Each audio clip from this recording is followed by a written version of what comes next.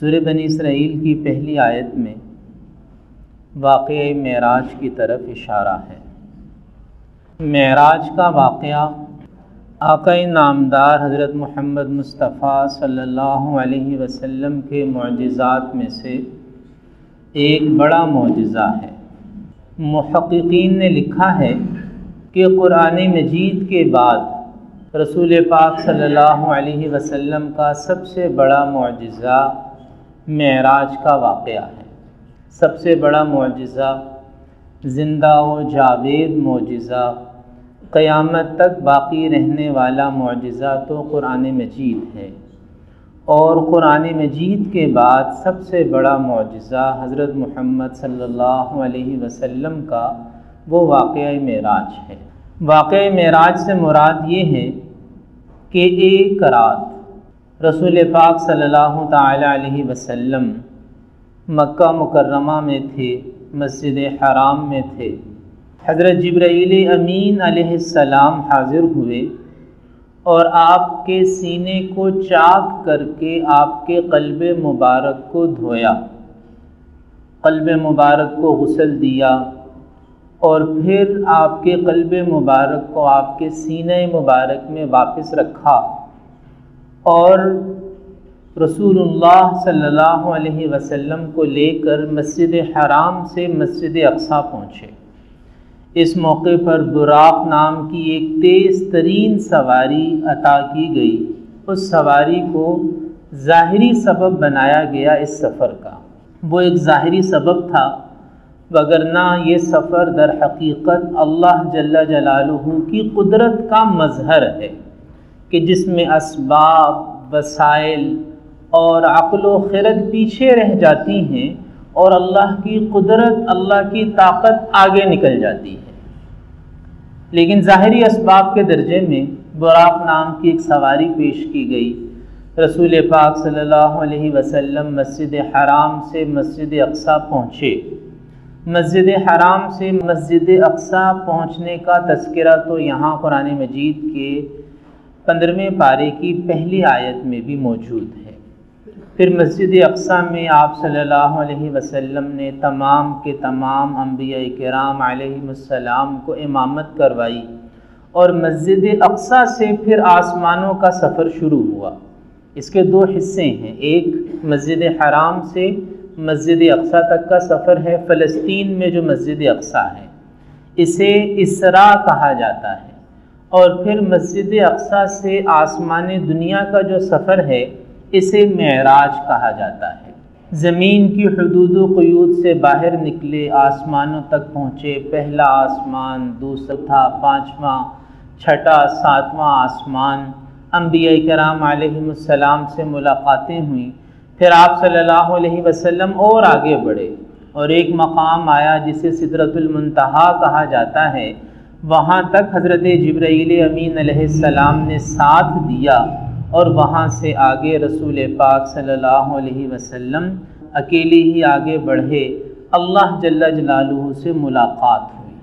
اب یہ تفصیلی واقعہ ہے، لیکن مختصر یہ کہ نمازیں فرض ہوئیں جو پہلے 50 تھیں اور پھر کم کر کے 5 کر دی گئیں۔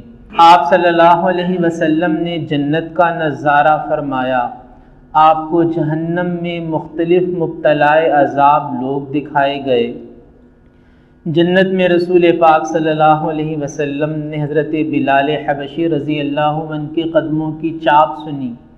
جنت میں آپ نے حضرت عمر بن خطاب رضی اللہ عنہ کا محل دیکھا۔ جنت میں آپ نے حضرت انس کی والدہ حضرت ام سلیم، جن کا اصل نام رمیثہ تھا، ان کا مقام و مرتبہ دیکھا، اور فرعون کے محل میں کنگھی کرنے والی ایک مومن خاتون جس نے پہلے اپنے ایمان کو چھپائے رکھا، اور جب اس کا ایمان ظاہر ہوا تو اسے اور اس کے بچوں کو فرعون نے ابلتے ہوئے کڑاہے میں ڈلوا دیا۔ نبی پاک صلی اللہ علیہ وسلم کو اس کی خوشبو محسوس ہوئی، اس عورت کی خوشبو اور اس کے بچوں کی خوشبو۔ تو یہ سارے کا سارا واقعہ رات کے ایک مختصر سے حصے میں پیش آیا۔ آپ واپس زمین پر تشریف لائے، جنہوں نے تصدیق کی وہ صدیق قرار پائے، اور جنہوں نے انکار کیا وہ قیامت تک کے لیے زندیق قرار پائے۔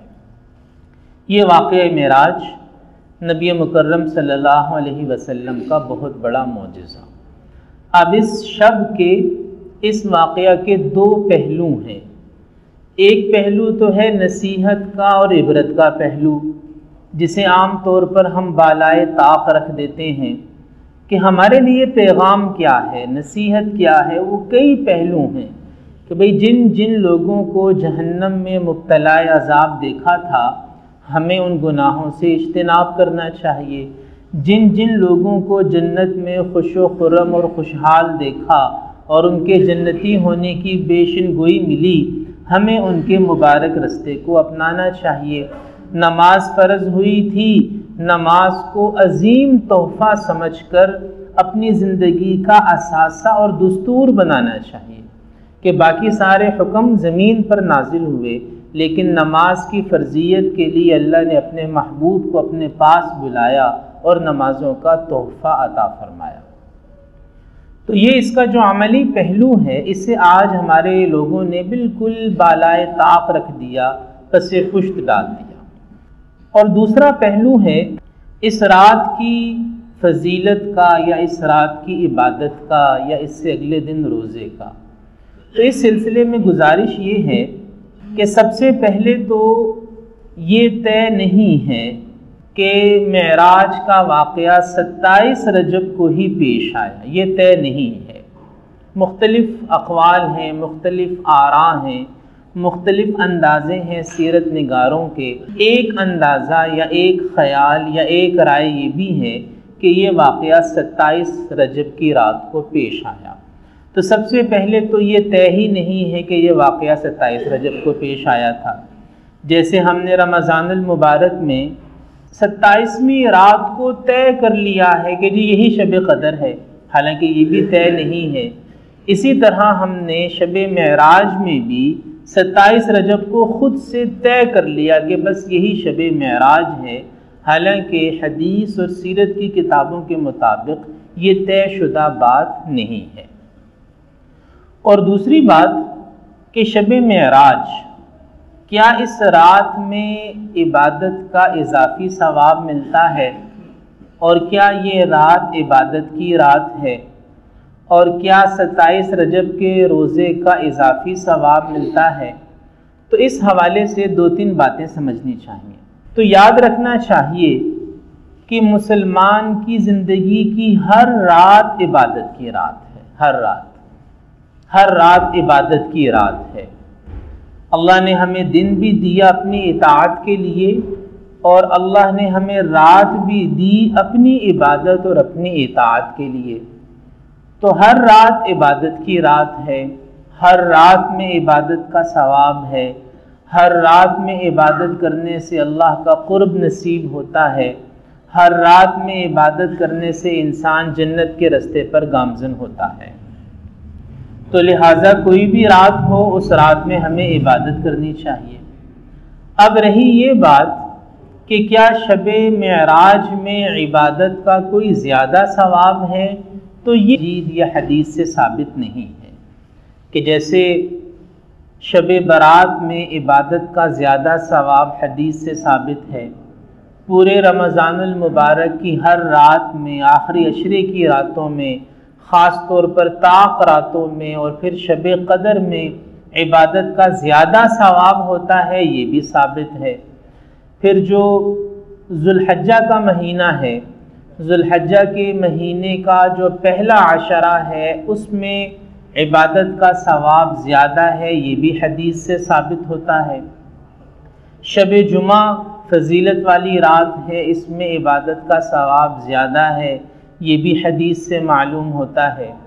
لیکن شب معراج میں یا 27 رجب کو عبادت کا کوئی زیادہ ثواب ملنا، یہ کسی حدیث سے ثابت نہیں ہوتا۔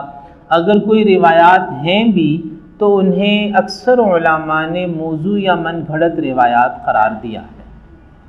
اور بالکل یہی حال 27 رجب کے روزے کا بھی ہے، بالکل یہی حکم کہ روزہ رکھنا چاہتے ہیں بسم اللہ ضرور رکھیں، کوئی ممانعت نہیں ہے۔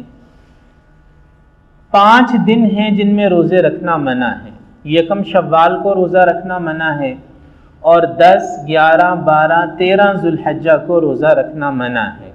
ان 5 دنوں کے علاوہ پورا سال جو شخص چاہے روزہ رکھ سکتا ہے، کوئی ممانعت نہیں ہے، پورا سال روزے رکھے۔ تو 27 رجب کا روزہ رکھنے میں بھی کوئی ممانعت نہیں ہے، کوئی قباحت نہیں ہے۔ جیسے ہر رات عبادت کی رات ہے، تو ان 5 دنوں کے علاوہ ہر دن روزے کا دن ہے، لیکن 27 رجب کے روزے کا کوئی اضافی ثواب نہیں ہے۔ جیسے رمضان کے روزے ہیں، بہت ثواب ہے، فرض ہیں۔ ذوالحجہ کے پہلے 9 دنوں میں روزے کا ثواب حدیث میں آیا ہے۔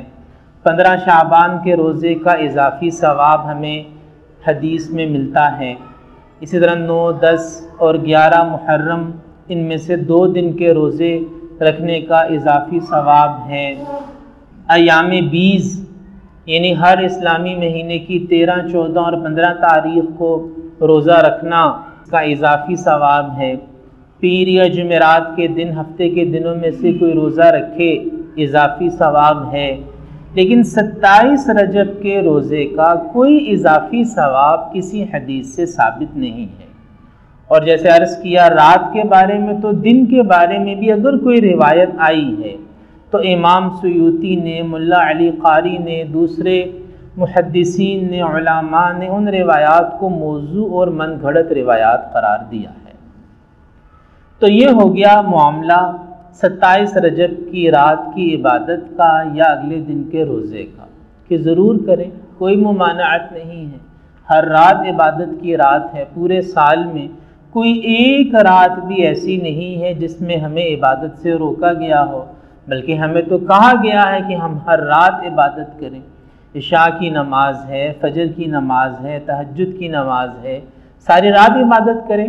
ساری رات اللہ والے عبادت میں مشغول رہتے، پورا سال عبادت میں مشغول رہتے، لیکن اضافی ثواب کے خیال سے عبادت کرنا یا کوئی خاص عمل کہ جی 27 رجب کو اتنے نفل پڑھ لو تو یہ ہو جائے گا، اتنی بار یہ کلمات کہہ لو تو یہ ہو جائے گا، ایسی کوئی بات حدیث سے ثابت نہیں ہے۔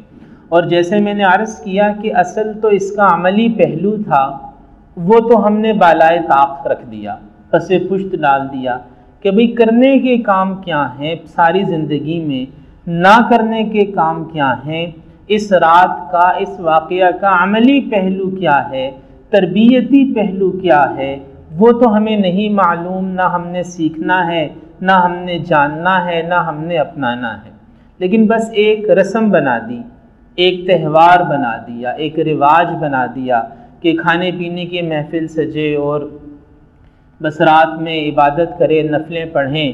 اب نفل تب تک قبول نہیں ہوتا جب تک انسان کا فرض پورا نہ ہو۔ حضرت ابو بکر صدیق رضی اللہ عنہ فرماتے ہیں کہ اللہ تعالیٰ بندے کے نوافل کو تب تک قبول نہیں فرمائیں گے جب تک اس کے فرائض پورے نہ ہوں۔ تو زندگی میں فرائض کا اہتمام، اللہ کے حکموں کو پورا کرنے کا اہتمام پہلے ہونا چاہیے، اور نفلی چیزیں بعد میں ہیں۔ نفلی کام کرتا رہے، فرائض پورا نہ کرے تو نجات کے رستے پر نہیں چل رہا۔ اللہ پاک ہمیں قرآن مجید کو سمجھ کر اس پر عمل کرنے کی توفیق عطا فرمائے۔